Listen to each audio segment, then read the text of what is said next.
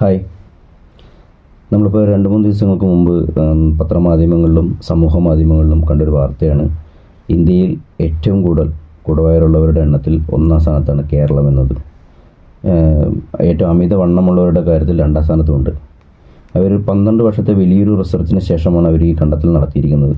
ഏകദേശം 56% ഉള്ള ആളുകൾ കുടവയറുള്ളവരും 43% ആളുകൾ അമിതവണ്ണത്തിനും അടിമകളാണെന്നാണ് അവർ പറയുന്നത്. 56% എന്നൊക്കെ പറയുമ്പോൾ കേരള ജനസംഖ്യയുടെ നമ്മുടെ ഒരു ജനസംഖ്യയുടെ പകുതിയായി, ഏകദേശം 2 കോടി ജനങ്ങളായി.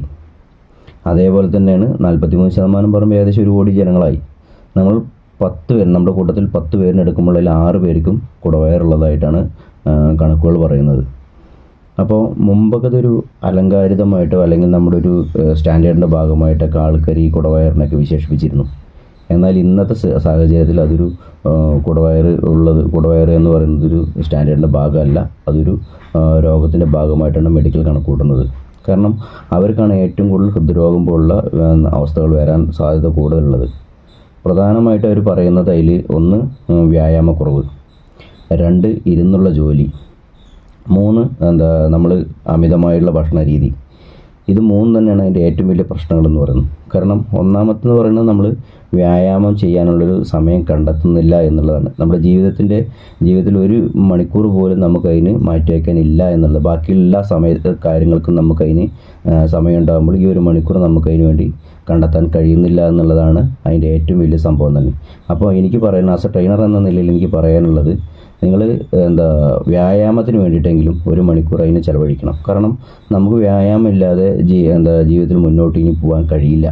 അത് ജിമ്മിലാണെങ്കിൽ പോലും നമുക്ക് പ്രോപ്പറായിട്ട് നമുക്ക് ഓടൽ, റണ്ണിങ് പോലുള്ളതും വാക്കിങ് പോലുള്ള സംഭവങ്ങൾ ജീവിതത്തിൻ്റെ ഭാഗമാക്കാതെ നമുക്ക് ഇനി മുന്നോട്ട് പോകാൻ കഴിയില്ല. അപ്പോൾ നമ്മളത് മുന്നോട്ട് വരണം. പിന്നെ നമ്മൾ അമിതമായ ആഹാര രീതി, നമ്മൾക്ക് പണ്ടത്തെ പോലെയല്ല, ഇന്നത്തെ ആളുകൾക്ക് എല്ലാം നമുക്ക് കിട്ടാനുള്ള സാഹചര്യമുണ്ട്. അപ്പോൾ നമ്മൾ അമിതമായിട്ടും നമ്മൾ വയറിന് വേണ്ടിയിട്ടും വയററിയാതെയൊക്കെ നമ്മൾ കഴിക്കുന്ന ഒരുപാട് ഭക്ഷണങ്ങളുണ്ട്. നമുക്ക് വേണ്ടെങ്കിലും നമ്മൾ കഴിച്ചുകൊണ്ടേയിരിക്കും. അങ്ങനത്തെ ആളുകളാണ് നമ്മുടെ കൂട്ടത്തിലുള്ളത്. അപ്പോൾ അതേപോലെ തന്നെ നമ്മൾ മധുരട്ട ചായ കുടിച്ചാൽ പോലും നമ്മൾ സ്നാക്സ് ആയിട്ട് ഉപയോഗിക്കുന്ന മധുരമുള്ള സാധനമായിരിക്കും. അപ്പോൾ നമ്മൾ അത്തരം നല്ല മധുരമുള്ള സാധനങ്ങളൊക്കെ പരമാവധി ഒഴിവാക്കിയിട്ട് നമുക്ക് വേണ്ടത് ആഹാരം നമ്മുടെ ശരീരത്തിന് വേണ്ട ആവശ്യമുള്ള സാധനങ്ങൾ മാത്രം കഴിക്കാൻ നോക്കുക. അതിന് കൂടെ തന്നെ വ്യായാമം കൃത്യമായിട്ടൊരു ലൈനപ്പിൽ കൊണ്ടുപോവുക. പിന്നെ നമുക്ക് പറയാമല്ലോ, നമുക്ക് ഇരുന്നുള്ള ജോലി കൂടുതലാണ്. അപ്പം നമുക്ക് നമ്മുടെ കുടവയറൊക്കെ ചാടാനുള്ള സാധ്യതകൾ കൂടുതലാണ്. പിന്നെ നമ്മുടെ ജനറേഷൻ കണ്ടുവരുന്നൊരു സംഭവമാണ് ഈ ഉറക്കമില്ലായ്മ. ഏകദേശം ഒരു മനുഷ്യന് ഒരു 7 മണിക്കൂർ മുതൽ 8 മണിക്കൂർ വരെയെങ്കിലും ഉറങ്ങണം എന്നാണ് പറയുന്നത്. ഇന്നത്തെ സാഹചര്യത്തിൽ പല സാഹചര്യത്തിലും ആളുകൾക്ക് സാധിക്കുന്നില്ല. അത് നമ്മുടെ ഈ തടി കൂടാനുള്ള സാഹചര്യങ്ങൾ കൂട്ടാനും സാധ്യത കൂടുതൽ. അപ്പം ഈ സാധ്യതകളൊക്കെ നമ്മൾ മുൻകൂട്ടി കൃത്യമായി കൊണ്ടുനടന്നാൽ, വ്യായാമം, അതേപോലെ ഭക്ഷണ രീതി, അതേപോലെ ഉറക്കം ഒക്കെ കൃത്യമായ രീതിയിൽ കൊണ്ടുനടന്നാൽ നമുക്ക് ഈ കുടവയറും ഒക്കെ ഈ അമിതവണ്ണം ഒക്കെ നിന്ന് നമുക്ക് പുറത്തു കടക്കാൻ സാധിക്കും. അല്ലെങ്കിൽ നമുക്ക് ഒരിക്കലും അതിൽ നിന്ന് പുറത്തു കടക്കാൻ സാധിക്കില്ല. അപ്പോൾ ഓക്കെ.